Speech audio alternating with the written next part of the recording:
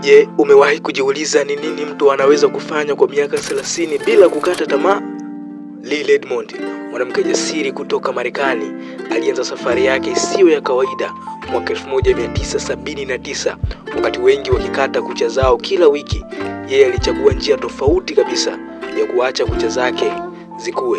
Miaka ikasonga, misimu ikapita, lakini ndoto yake haikuyumba.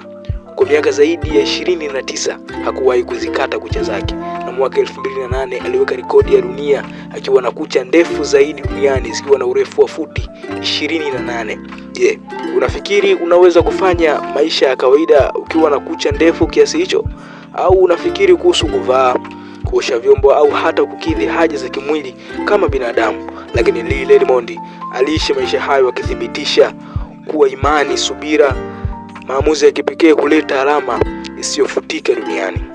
Huyo ni Lee